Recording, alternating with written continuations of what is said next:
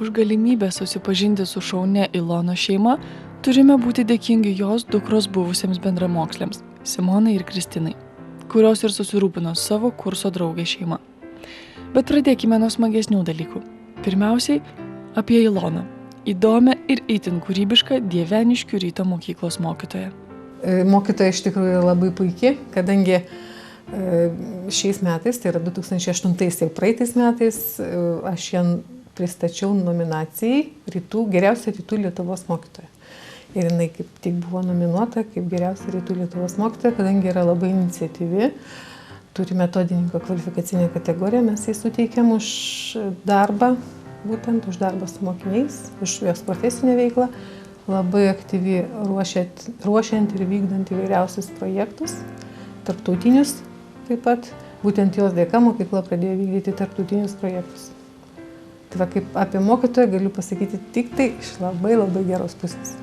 O ta manoji veikla kaip užsienio kalbos mokytojos dabar gali rasti daug erdvės dėl to, kad būdami ES mes esame įdomus būtent tuo, kuo esame. Nors ir iš pakraščio Europos, nors ir iš pakraščio Lietuvos, bet esame lietuviai ir turime savo ypatingų bruožų, kuriuos bandau vaikuose būdinti ir mokyti juos atpažinti. Tai mano visa projektinė veikla ant šios ašies ir sukasi. Labai įdomu dirbti, iš tikrųjų.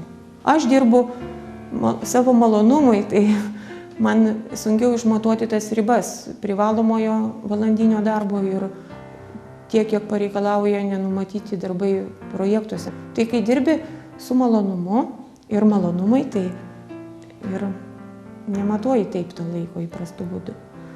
Nors žinoma, šeimynykščiai galbūt bylotų kitaip, visai būna. O šeimynykščiai Ilonos namuose 5, 2 sūnus ir 3 dukros. Visi kartu jie kaip kumštis, užgrūdinti ir stiprus, nes išgyveno net 2 likimo smūgius. Pirmasis buvo prieš 13 metų, antrasis pernai. Abu tuo pačiu metu, beveik per Kalėdas. Tačiau net ir tokius išgyvenimus Ilona sugeba įvardinti kaip patirtį, kaip ženklą, kalbantį apie kitus, svarbesnius dalykus. Ten kelios tos minutės skambina ir sako, kad Ingutė, ką darot, kaip ten gyvena, kaip jums ten sekasi. O gerai, sakau, vištą valgau. Sako, jūs savo namai dega. Man kažkaip yra toks posakis, žemė slysta iš po kojų. Tai anksčiau galvojau, kad jau tikriausiai man yra slydus ta žemė iš po kojų, bet man dabar tai iš tikrųjų supratau, kaip ten. Po to jau apėmė mūsų visišką tylą, nes kuo arčiau namų, tai nei paralyžius toks ištiko, nei kalbėt gali, nei svarstyt gali, nei ką nors kalbint. Tai kol kalbėdavom telefonu, tai dar tas pokalbis taip, o tarpusavį tai tiesą sakant nelabai ir galėjom kalbėti, nelabai. Dėl to, kad kabėjo tas klausimas, o kur tie mūsų šuniukai, o kaip ten dar visa kita, matyt, kiekvienas savo kamputyje savo nuostolius bandė jau iš karto į priekį matyti, o kur ten kas buvo palikta ir kaip. Man tai ta kaimynė labai rūpėjo. Man labai patiko tas namas, kuris sunegė tiesiog. Jisai man tiko, pirmą kartą aš turėjau savo kambarį, mes su broliu. Aš su Saulium turėjom tą atskirą tokį. Nebuvo ten iki galo įrengta viskas, bet ta tokia, nežinau, labai man patiko tas namas. Namas buvo patogus, buvom kažkaip, man gal dar kitaip, nes aš buvau išvažiavusi ilgą laiką iš tų namų. Ir aš grįžau, tai čia kiek pagyvenau, nuo rugsėjo, iki gruodžio. Tai keli mėnesiai. Bet tiek, kad po to suvoki, kad tu neturi namų, tai neturi kur eiti. Ir ten, jeigu anksčiau galvoji, kad tam name ten to trūksta, to nėra, čia gal tas nepatogu, čia gal taip galėtų, tą reikėtų gal padaryti, tą sutvarkyti. Tai dabar, kaip čia sėdėjau čia, tai galvoju, ten buvo tas tikrai labai patogu. Tuo metu galvoju kitaip, o kad... Skaudžiai išgyveno, iš tikrųjų. Bet tokie stoiški visi. Pirmas buvo tas toks noras verkti, jaudintis, o po to visi kai kartu tai taip ir matyt viens kitam jau ir neberodėm to. Aš tau nerodysiu, tu man nerodysi, aš tau. Ir tokie visi, va. Taip lengviau? Iš tikrųjų tai lengviau, nes aš taip galvoju, aš save taip sergščiu nuo to tokio didžiulio atsipalaidavimo ir išsiverkimo, nes man toks atrodo, gali tada nesustodamas jau visą likusį gyvenimą tik ir verkti. O kai dar gali atsistoti ir eiti darbą ir tęsti savo darbus, tai aš manau, čia, ačiū Dievui, yra labai gerai. Papasakok Dievuliui savo planus, o jis tik pasijuoks. Kai Ilona nutarė palikti namus ir vyrą, su kuriuo jau nebesiejo savo ateities, ją sustabdė vyro liga. O netrukus namus vėl atėmė antrasis gaisras. Pasirodė, kad kitas asmuo išėjo negu mes ir išėjo su visam.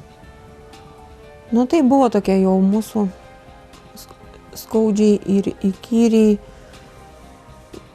visą laiką tokia neigiama patirtis ir būnant kartu visą laiką jinai nemažėjo, o didėjo, gilėjo ir tokia nuotaika visada tvyrojo. Na, aš taip supratau, kad aš ją perduodu vaikam, vaikai bus tokie niurnos, darosi irgi va tokie va visi daromės niurnos ir kas iš to, buvimo kartu, jeigu visi tik tai susiraukia arba netgi vietomis kartais ar išsigandę už tai, kad tos pusiausvyros tokios nėra. Na, visą laiką prastos tos prasti jausmai tokie.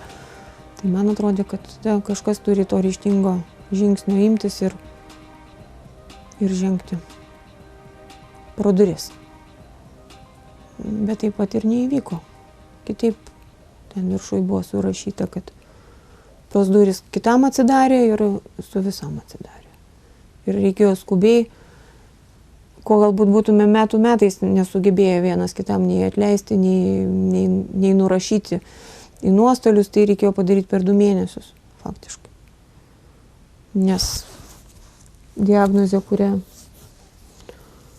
Gintas gavo kovo mėnesį, mes sužinojom balandį, o gegužėje jau jį liga paklojo bejėgiškai ant patalo ir teko viską greitai perskaičiuoti, peržiūrėti ir pervertinti ir atleisti skubos tvarka. Ir taip, o čia tai buvo iš tikrųjų labai sunkus gyvenimo laikas, kai reikėjo palydėti žmogų į paskutinę kelionę, su kuriuo ruošėsi nutraukti tą kelionę. Tai visiems teko mobilizuotis kažkaip taip pagreitintai, nes žmogus geso akise ir suvokiai, kad kitą kartą košės priverdam iš kirvio, kai visai nereiktų jos virti ir daug ką reikėjo permastyti, perkainuoti. O kaip manot, jau susitvarkit su tais visais išgyvenimais, ar tam reikia gerokai daugiau laiko? Reikia daug laiko. Tiesiog, prirakinijos ir dar dėl daugelio praėjusių įvykių norisi paverkti. Dažnai leidžiu savo? Ne. Mūsų gyvenimo prasmė tai pačių mūsų atsakomybė. Ilona savo kasdienybę sugeba paversti pilnametražių filmų, o ne sausomis iškarpomis. Neapkraudama kitų savo problemomis, ne tik išsaugo vidinę ramybę, visame kame randa įvairių spalvų, bet ir sugeba jomis dalintis. Ačiū Dievui, mano vaikai dar sveiki, mokosi, turi mėgstamų užsiėmimų, tai aš dar visas Dievo dovanas turiu. Ir būtų aišku nuostabu, jeigu galėtum kaip paukštelis be daiktų dar gyventi ir be visų materijų gyventi. Tikrai būtų nuostabus gyvenimas, bet dėja žmogų jau taip sutvėrė prie žemės ir iš žemės, kad jam dar visko reikia, kad nors minimaliai jisai būtų žmogus, o ne paukštelis ar koks barsukas. Tai tos materijos labiausiai gal ir nusodina.